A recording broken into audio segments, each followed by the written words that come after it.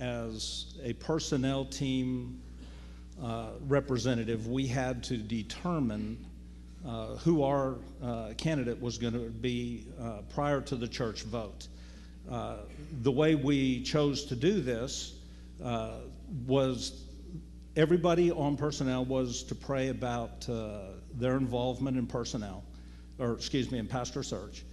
And if they were interested in serving on the team, we were going to put their names in a hat, and we would draw our representative for the team. From the very beginning, I said, no, I'm not going to be in that drawing. I questioned my objectivity because at the time, I was fairly certain Eric was not the right fit for our church.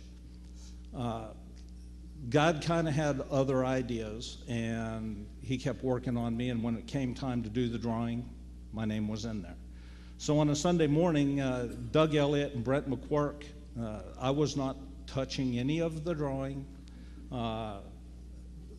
We got together, and I watched them do the drawing, feeling very good that, okay, it was still a 1 in 8 chance, so I'm probably going to get out of this. Doug shuffled the names. Brent pulled it and looked at me and said, why are you so pale, after they had drawn my name? So, God had his reasons to put me on this team. And then in July, when we started meeting,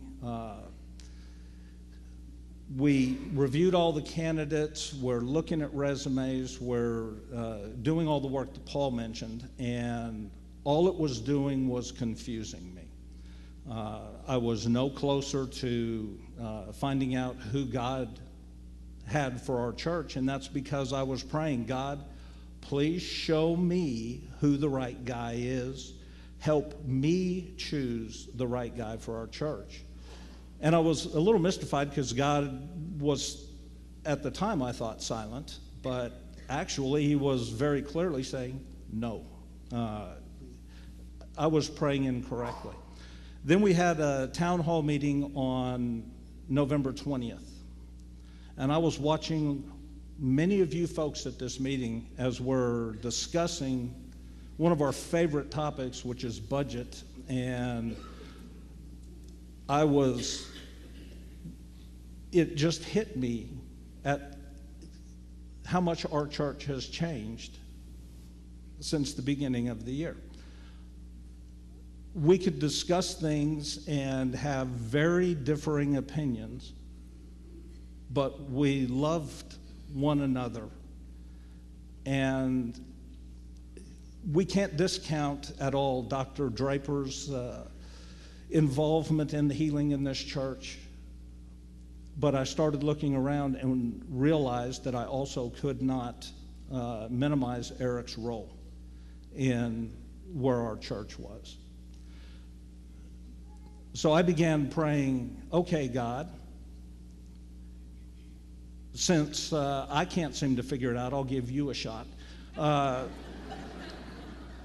Could you tell me who you want to lead LABC? And I couldn't even get it out of my mouth.